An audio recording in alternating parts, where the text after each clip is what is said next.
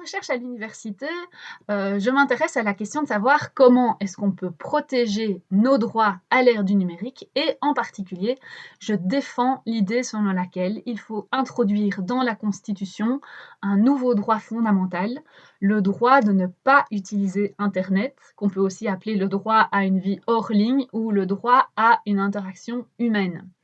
Ici, je vais vous expliquer en quelques mots pourquoi il me semble important de consacrer ce nouveau droit fondamental et pourquoi ça me semble important de l'intégrer dans la Constitution et pas dans une simple loi. Alors tout d'abord, pourquoi ce droit? Eh bien, vous faites le constat au quotidien.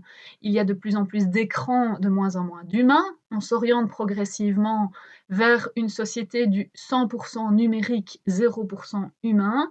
Et ça va d'ailleurs aller en s'accélérant, puisqu'au niveau de l'Union européenne, l'objectif est fixé. D'ici 2030, 100% des services publics seront disponibles en ligne. Et en farfouillant dans les textes, on ne trouve pas la garantie selon laquelle il y aura encore une alternative humaine proposée aux citoyennes et aux citoyens. Or, il y a de plus en plus de gens qui sont mis en difficulté par le numérique, même des personnes qui ont l'habitude d'utiliser le numérique sont en difficulté parce qu'il y a trop de numérique. C'est lié au fait que certaines demandes peuvent très difficilement être formulées par mail, au fait qu'il faut cocher des cases standards, mais notre situation personnelle ne rentre pas toujours dans ces cases. Le fait aussi qu'on reçoit des réponses automatiques qui disent que le dossier n'est pas complet, qu'il y a une erreur dans les documents, mais c'est impossible à corriger en ligne et donc finalement on tourne en rond, on a envie de manger notre ordinateur et donc la situation est grave et sur le plan juridique, elle est grave aussi, puisqu'il y a plusieurs droits fondamentaux et pas n'importe lesquels qui sont menacés. Par exemple, le droit à l'égalité et à la non-discrimination. Le numérique paraît, la numérisation de la société semble être une mesure neutre, mais en fait, on voit bien sur le terrain que certaines catégories particulières de la population sont particulièrement mises en difficulté. On pense par exemple aux personnes âgées, aux personnes handicapées, aux personnes en situation de pauvreté qui peuvent être carrément exclues de l'accès à leurs droits. Le droit à notre vie privée aussi est menacé puisque dans mes recherches, j'ai pu constater qu'en ligne, on demande souvent bien plus d'informations qu'on ne doit en donner, dans la vie, de tous les jours. Par exemple, sur le site de l'ONEM, pour obtenir un simple renseignement, il faut introduire son numéro de registre national, ce qui n'est pas le cas quand on va à un guichet physique.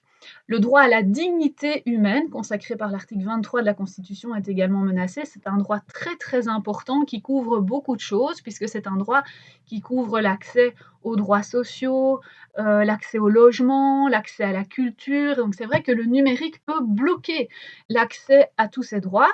Il y a aussi le droit à la liberté d'expression, qui veut que vous puissiez vous exprimer par écrit, par internet. Et donc si on force le contact par internet, ben, finalement, on limite la liberté d'expression, puisqu'on limite les moyens pour s'exprimer. Et donc, c'est pour cette raison, je trouve qu'il serait très important de protéger le choix du citoyen, le choix du numérique ou non. On peut avoir des tas de raisons de vouloir un contact humain, soit parce que c'est nécessaire, on s'en sort pas en ligne, mais aussi parce qu'on a besoin d'un équilibre entre la vie en ligne, la vie hors ligne. Et donc finalement, je trouve qu'il faudrait consacrer le droit d'utiliser ou non Internet. Si on a envie d'utiliser Internet, il faut qu'on ait les moyens pour le faire. Donc ça pousse à réfléchir notamment aux tarifs des outils informatiques, de l'accès à Internet. Mais on doit aussi avoir le droit de ne pas avoir envie d'une interaction en ligne et donc d'avoir le droit de ne pas utiliser Internet pour exercer ses contacts avec les services publics. Alors, ça, c'est la question de savoir pourquoi ce droit. Maintenant, pourquoi ce droit doit être consacré dans la Constitution? Eh bien, parce que la Constitution, c'est la reine des normes en Belgique, c'est le top du top.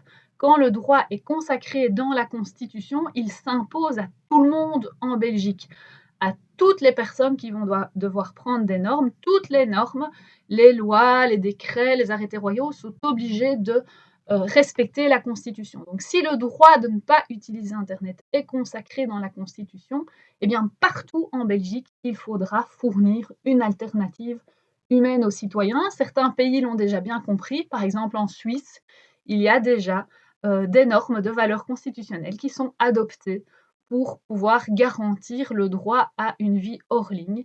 et c'est vers ça, je trouve qu'on doit aller. En Belgique, c'est le bon moment pour en parler puisque c'est, une semaine cruciale, pour nos responsables politiques qui doivent, définir les priorités pour la prochaine législature et quelles sont les modifications qu'il faudra faire dans la constitution et donc je trouve que ce serait vraiment très, très intéressant et très important que soit intégré dans notre constitution à l'avenir le droit d'utiliser ou de ne pas utiliser internet dans nos interactions avec les services publics.